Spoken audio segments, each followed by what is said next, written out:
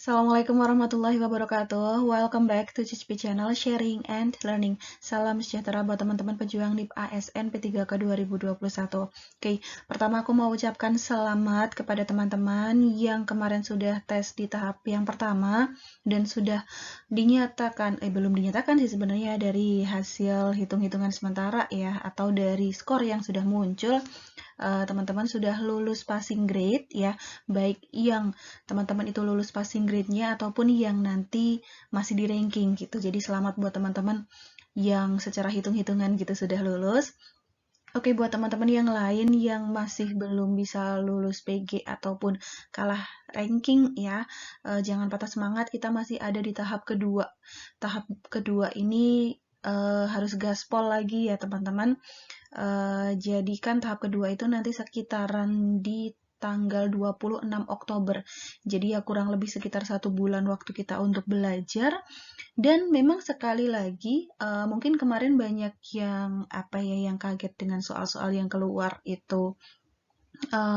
Mungkin teman-teman berpikirnya bahwa itu jauh dari yang sudah dipelajari di SIM PKB ya, gitu teman-teman. Tapi sekali lagi sih sebenarnya kalau banyak dari teman-teman dari bimbel saya juga yang mereka cerita itu sebenarnya itu kalau sudah kita pelajari konsep dasarnya, kita pelajari modul-modulnya, sebenarnya itu ada kok kalau dikait-kaitkan gitu. Jadi memang di sini sangat penting sekali bagaimana kita belajar konsep dasar dan kita belajar bagaimana cara analisa kita yang baik dan benar sehingga bisa kita terapkan, bisa kita aplikasikan nanti di soal apapun gitu yang keluar gitu teman-teman. Jadi kita tidak terkotak-kotak dengan nanti materinya sekitaran itu gitu. Karena teknis itu luas sekali. Luas banget teman-teman. Gitu ya. Dan karena memang rangkaian tes tahap 1 itu sudah selesai, makanya saya balik lagi sekarang untuk bahas materi-materi kemarin itu apa saja sih yang banyak keluar gitu ya teman-teman. Dan sekarang aku fokus dengan teori belajar Ganye nih. Sebenarnya dulu juga pernah aku bahas sih teori Ganye itu di teori belajar gitu, tapi tidak secara rinci untuk Ganye gitu ya. Hanya sedikit saja beberapa gitu. Oke, jadi kali ini kita akan lebih fokus kepada teori belajar gaji ini. Oh ya, teman-teman jangan lupa sebelum kita lanjut untuk like video ini, ya, subscribe dan nyalakan lonceng notifikasi supaya teman-teman tidak ketinggalan update selanjutnya ya, video-video materi seputar tes P3K 2021. Boleh juga nih teman-teman update di IG aku cispi_47. Lalu nih, dari banyaknya sekali permintaan dari teman-teman untuk membuka bimbel persiapan tahap yang kedua, maka aku udah buka nih teman-teman untuk bimbel persiapan tes P3K tahap yang kedua. Tapi teman-teman karena kemarin memang ini banyak sekali soal teknis itu yang profesional ya, profesional sesuai dengan bidang kita, tidak seperti bimbel aku yang kelas-kelas sebelumnya yang mana memang beberapa formasi bisa masuk ke situ gitu. Ada teman-teman dari PJOK, ada dari bahasa Inggris, bahasa Indonesia dan macam-macam. Nah, untuk bimbel aku yang ini persiapan tahap kedua, nanti aku khususkan buat teman-teman yang PGSD gitu ya teman-teman. Jadi silakan untuk teman-teman dari PGSD nanti bisa gabung di bimbel. Untuk yang ingin gabung, teman-teman bisa bisa lihat nanti di deskripsi bagaimana untuk caranya teman-teman gabung, atau bisa juga lihat di IG aku di cispi_47. Jadi itu nanti belajarnya mulai minggu depan ya teman-teman, akan ada belajar kita setiap hari, baik itu di grup maupun di Google Meet, sampai ke pelaksanaan hari H gitu, sampai ke pelaksanaan tes itu sendiri. Nanti kita ada mentoring, ada juga tryout, ada modul dan lain sebagainya gitu ya. Jadi kuota terbatas, kalau misalkan belum sampai ke penutupan itu kok kuota kita sudah penuh ya, sudah kita cukupkan sekian untuk membernya gitu ya. Oke teman-teman, kita langsung saja masuk ke pembahasan soalnya. Oke, sebelum ke pembahasan soal, sedikit ini tentang teori belajar Robert Gagne ya. Gagne itu berpendapat bahwa belajar dipengaruhi oleh pertumbuhan dan lingkungan. Namun yang paling besar pengaruhnya itu adalah lingkungan. Berbagai lingkungan itulah yang akan menentukan apa yang akan dipelajari oleh seseorang dan selanjutnya akan menentukan akan jadi apa ya nantinya. Bagi Ganya, belajar tidak dapat didefinisikan dengan mudah karena belajar itu bersifat kompleks. Hasil belajar akan mengakibatkan perubahan pada seseorang yang berupa perubahan kemampuan, perubahan sikap, perubahan minat, atau nilai pada seseorang. Perubahan itu bersifat menetap walaupun hanya sementara, yaitu tentang teori belajar dari Robert Gagne ya teman-teman. Oke, langsung kita ke soal nomor 1. Bu Nani adalah guru matematika di sebuah SMP negeri di kota Balikpapan. Beliau mengajar dengan ramah, menyenangkan, dan juga humoris yang membuat peserta didik senang dengan pelajaran matematika. Berdasarkan teori Gagne, hal tersebut termasuk ke dalam tipe belajar. Oke, jadi Gagne itu memang dia ada 8 tipe belajar ya di situ. Sebenarnya sudah pernah aku bahas di pembahasan sebelumnya tentang ini bahas pedagogik waktu itu teman-teman yang ada kalau nggak salah yang ada kerucut Edgar Dale juga itu aku bahas tentang teori Gagne. Oke, jadi di sini apa ya keywordnya teman-teman. Nah ini materi matematika ya. Lalu biasanya kan matematika itu identik dengan apa ya horor ya peserta didik itu udah horor dulu kalau matematika. Tapi ternyata di sini yang mengajar matematika itu ramah, lalu menyenangkan, lalu humoris gitu ya. Jadi peserta didiknya ikut seneng. Nah nanti kalau peserta didik seneng kan pasti mereka jadi ya itu senang tadi lalu berdampak ke prestasi belajar gitu ya yang semakin meningkat. Nah, hal tersebut termasuk ke dalam tipe belajar apakah belajar isyarat, belajar stimulus respon, rangkaian gerak, asosiasi verbal, ataukah belajar diskriminasi, teman-teman. Nah, di sini sebelum teman-teman jawab, memang harus tahu dulu ya tipe belajar dari Gagne itu kan ada 8. Nah, dari ke-8 tipe belajar Gagne itu dia secara hierarki teman-teman. Hierarki itu apa sih? Hierarki itu apa ya? Berjenjang gitu ya. Artinya 8 tipe belajar itu terurut gitu, mulai dari tipe belajar yang sederhana sampai dengan tipe belajar yang lebih kompleks. Jadi kemampuan belajar pada tingkat tertentu ditentukan oleh kemampuan belajar di tingkat sebelumnya gitu. Jadi mulai dari tipe belajar 1 sampai ke 8 itu berjenjang. Sama halnya ketika kita mempelajari teori Piaget itu kan juga dia berjenjang ya. Lalu Brunner itu kan juga dari mulai benda nyata ke nanti kita kasih gambar lalu baru ke simbol itu kan juga berjenjang. Nah, sama juga dengan teori Gagne ini. Jadi, ketika hal tersebut terjadi ya dengan mengajarnya yang ramah, maka peserta didik senang itu masuk ke dalam belajar isyarat, teman-teman. Jawabannya adalah yang A. Oke, kita simak pembahasannya ya. Oke, jadi di sini belajar isyarat atau sinyal learning adalah belajar melakukan atau tidak melakukan sesuatu karena adanya tanda atau isyarat gitu teman-teman. Atau juga bisa kita bilang apa ya?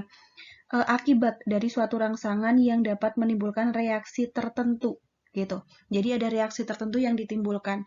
Contohnya tadi kan peserta didik itu melakukan dalam arti karena ada tanda atau isyarat dari gurunya ya guru matematika yang biasanya killer gitu ya menyenangkan lalu ramah lalu juga humoris makanya mereka jadi senang dan selain itu juga nanti ada akibat dari rangsangan yang ditimbulkan yaitu dengan reaksi tertentu. Reaksinya adalah dengan mereka ya tadi, dengan menyenangi pelajaran tersebut gitu ya. Contoh yang lain di sini. Guru PJOK yang tidak disukai muridnya karena galak. Nah, ini sama saja ya, tanda atau isyaratnya. Itu karena galak, akhirnya respon yang ditimbulkan adalah menjadi tidak disukai gitu, teman-teman. Ini hanya contoh saja ya, karena kan biasanya kalau guru PJOK itu favorit gitu, guru favorit ya biasanya. Oke, seperti ini. Nanti akan kita bahas secara lebih detail lagi di pembahasan soal setelah ini gitu. Yang belakang-belakang lagi. Oke, kita next dulu ya. Soal nomor 2. Untuk menggambar sudut dengan busur derajat, peserta didik melakukan langkah-langkah sebagai berikut. Yang pertama adalah kita dengan menggambar garis lurus, lalu menempatkan titik di salah satu ujung garis, dan titik inilah yang nantinya akan mewakili titik sudut, dan seterusnya gitu. Intinya ini melakukan langkah-langkah gitu ya. Ada langkah-langkah tertentu yang dilakukan untuk menggambar sudut, intinya kan begitu ya. Nih. Oke, jadi hal yang dilakukan peserta didik termasuk dalam teori Ganye tipe belajar yang mana?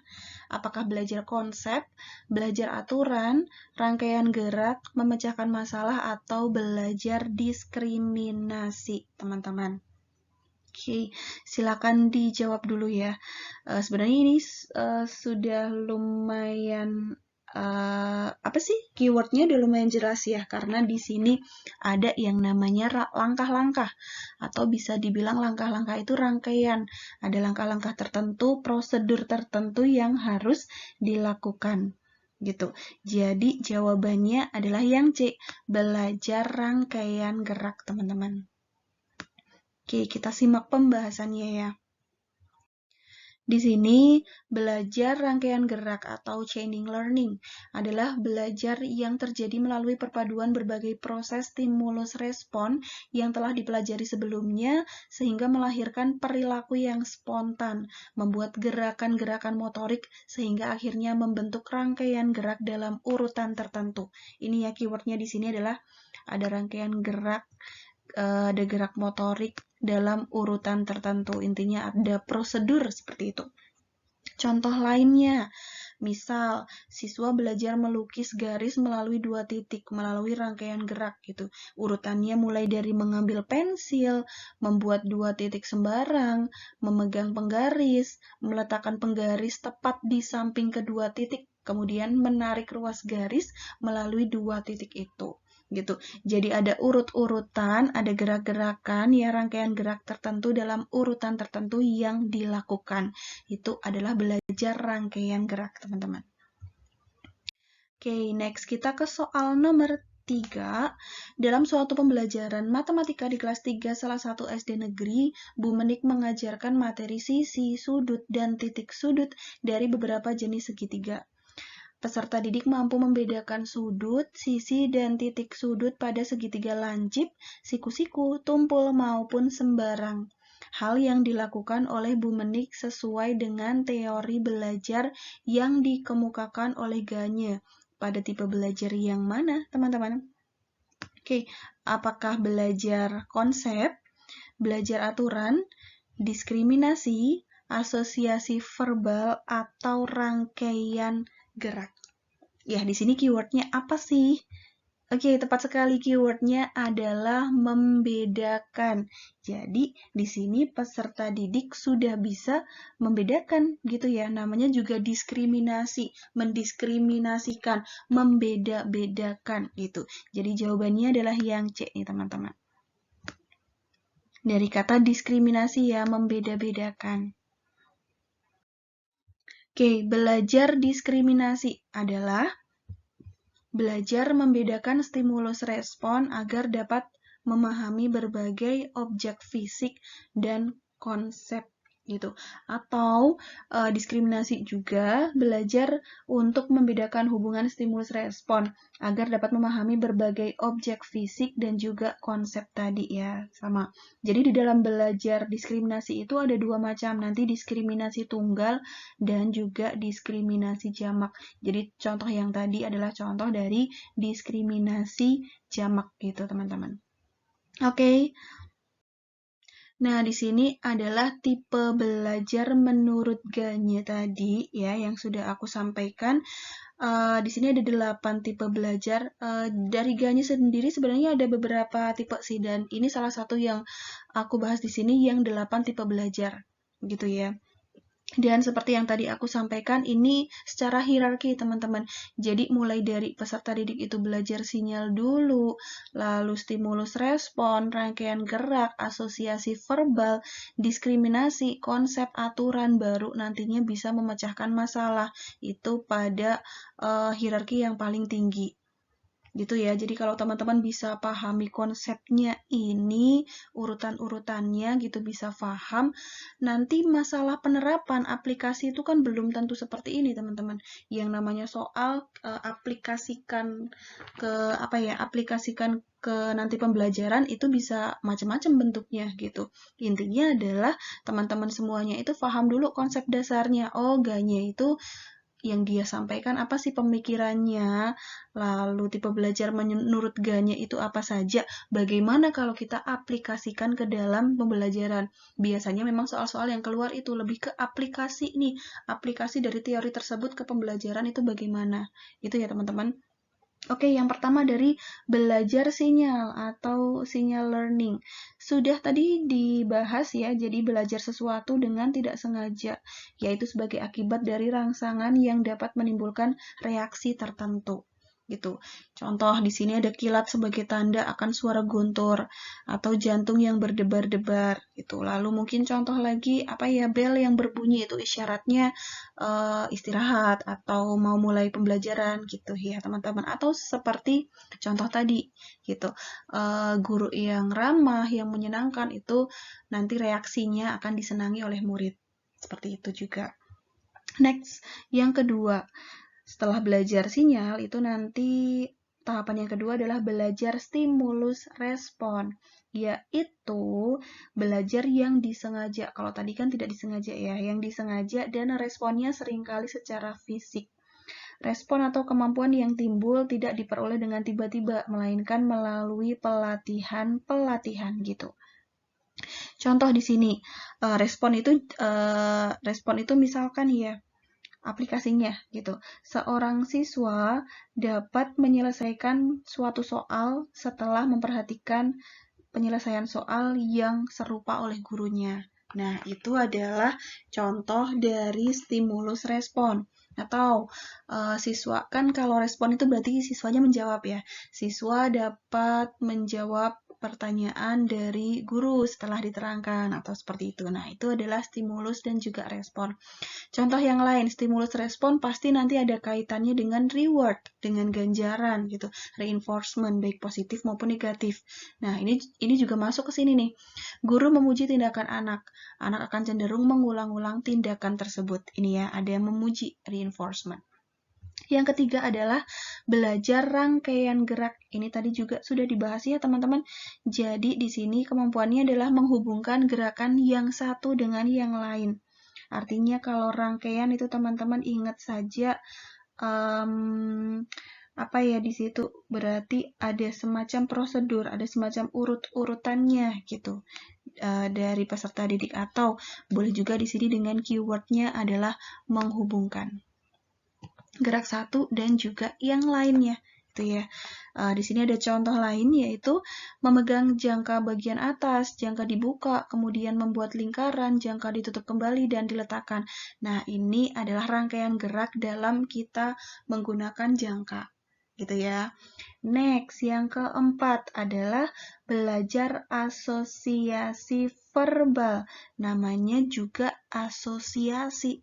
Tahu ya artinya asosiasi dan juga verbal. Gitu.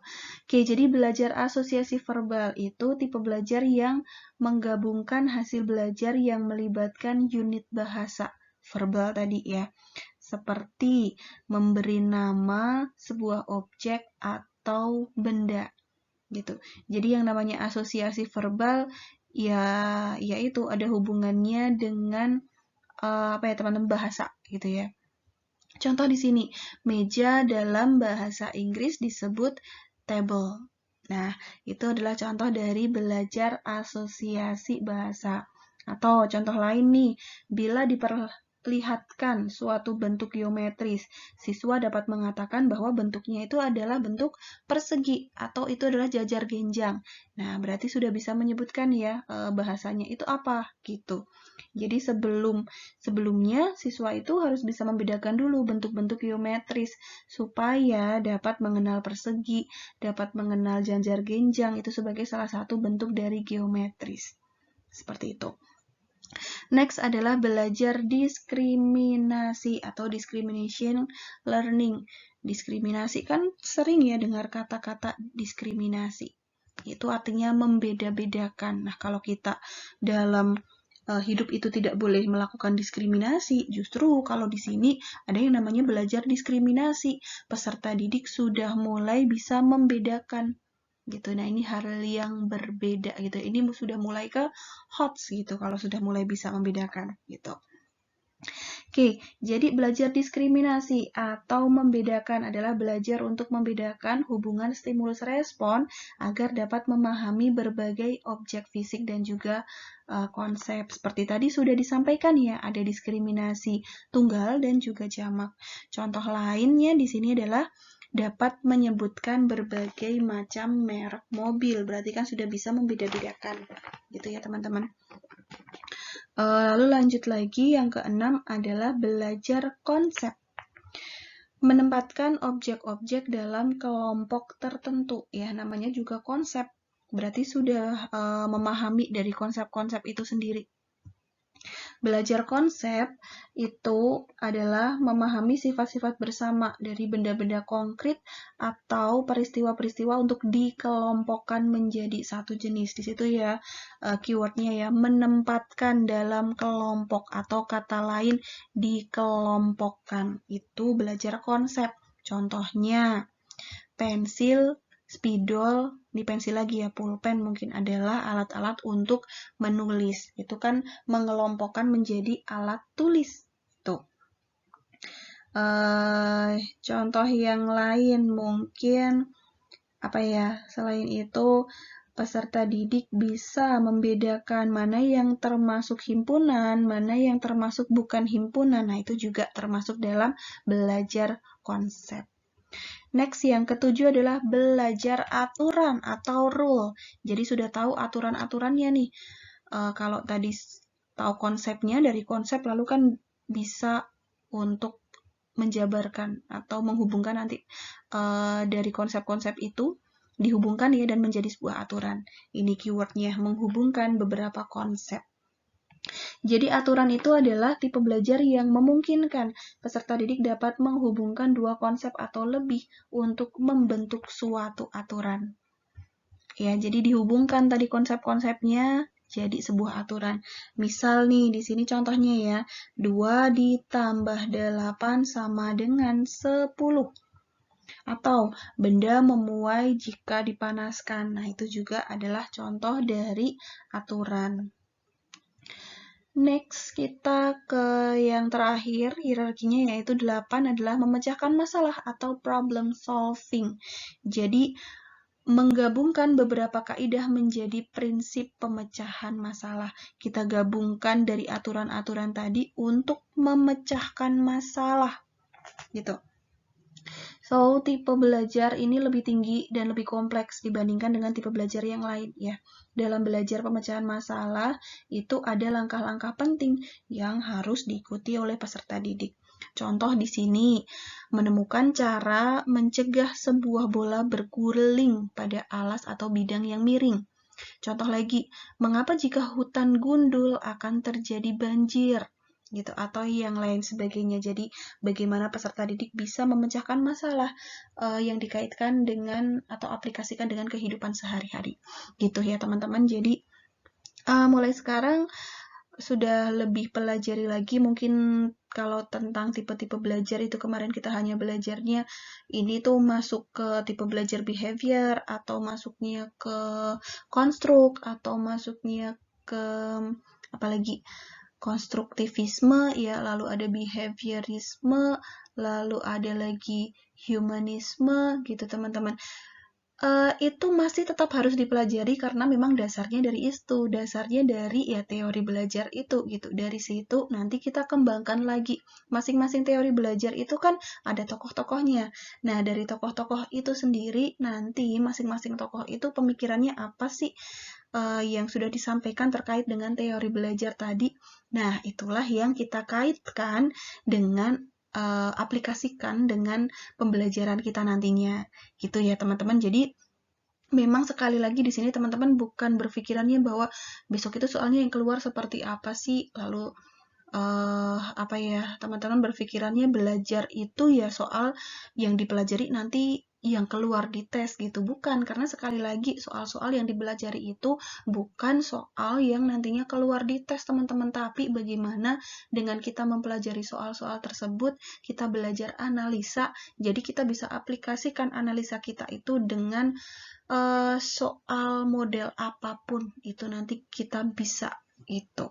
Oke, sekian apa yang bisa aku sampaikan kali ini. Semoga bermanfaat ya teman-teman. Tetap semangat, rezekinya teman-teman semua bisa lulus di tahap 2 P3K 2021.